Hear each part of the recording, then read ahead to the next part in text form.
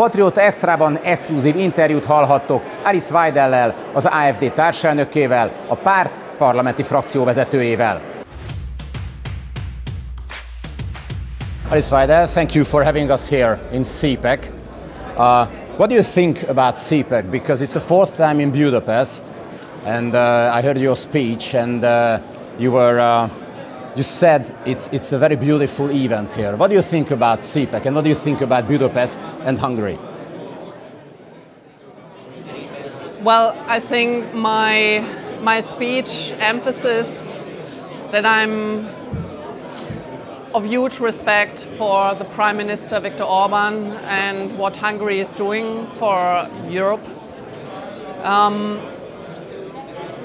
I really would like to thank Prime Minister Viktor Orban for his work for the patriots in Europe. I said Hungary is a true beacon of freedom, and I truly believe it. It's very helpful.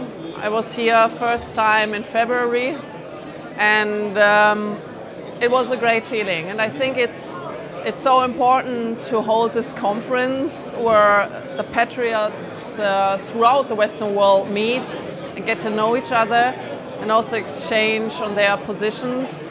And it's great for me to be here. It's a great honor. It's the first time that I'm here, and it's such a great vibe. It's good people, wonderful speeches, and you can feel the good hearts on this conference. And now it's interesting because you mentioned you were here in February, and after the German election, now AFD is the most popular political party in Germany. It's a huge success for you, isn't it? Yes. But still they try to ban you, and they're still fighting against you. Why? Why is that so? Why the coalition thinks in Germany that you are kind of enemy of the state? Why is that? Well, because we got stronger. And this is also the reason why I put the emphasis in my speech, especially on the situation.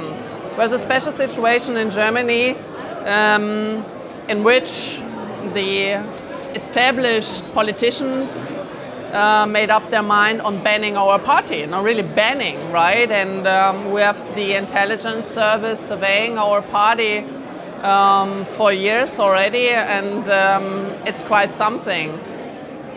Just let me put a personal note. I've grown up in the western part of Germany. Like, we had West Germany and we had East Germany. East Germany being cling to the Soviet Union, people spied upon by the means of an intelligence service called Stasi. And I've never ever would have imagined that this happened in my home country right now, when I'm at the age of 46, right? So our party is a freedom-loving party. We want to build back the state. We want to build back the interferences of bureaucrats that are not elected. We want to go to the situation where the people have a true voice. And that is the reason why we are elected. We are way strongest in Eastern Germany. We are double as strong as the CDU now. We are strongest nationwide, and that's very simple. We got too strong for the established parties. We got the momentum. The other one have, all of them, they have a falling momentum. That's the reason why the bureaucrats and the institutions and the establishment, media and politicians made up their minds on banning our party. And, you know, just like one last thing. Our media and establishment politics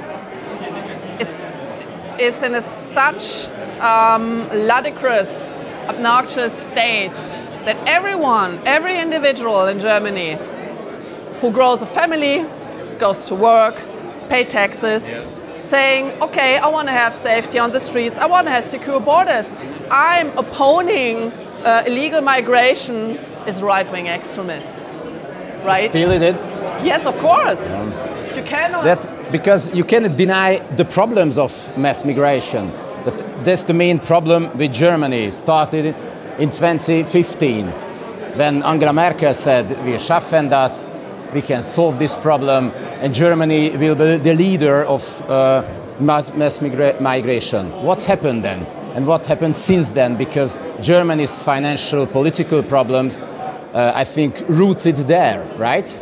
Yes, you're perfectly right. Angela Merkel, in my point of view, is the first green chancellor Germany ever had. She opened our borders. Our borders are still open. They've been open for 10 years now, with all the backlashes on our inner security.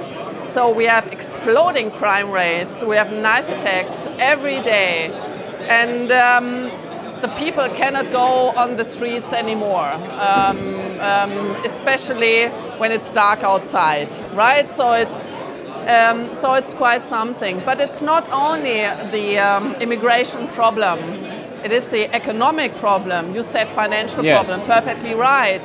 So we switched off our nuclear power plants. So the establishment politics, especially the CDU, they eroded our energy backbone. They destroyed our infrastructure. So therefore, we have a country as Germany, as still an industrial state, having the highest energy prices, skyrocketing without any nuclear power plants, destroying them, destroying coal power plants, being completely dependent on nuclear power from abroad.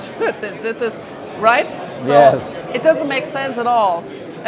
But that leads to the fact that the companies either go bankrupt. We have the highest bankruptcy, insolvency rate for 20 years right now. For 20 years, highest bankruptcy rate. Yeah, but it's unbelievable if you are speaking about Germany. It's unbelievable. It's unbelievable. The European powerhouse used to be the European powerhouse, economic and financial point of view. Yes. And still they are arguing with you about this. Yes, exactly. And there's no correction. There's no strategy for correction. And just let me finish like this. Imagine it goes, it continues that way. Imagine what's going to happen to the euro if the Germans are not able to pay the bill for the Europeans anymore. We had this very huge debt package in March. They actually changed our constitution. This will lead to the fact that our state is going to be higher indebted. So the risk prime of our state papers already skyrocketed. So therefore our state is going to have severe problems in the financial markets to refinance itself.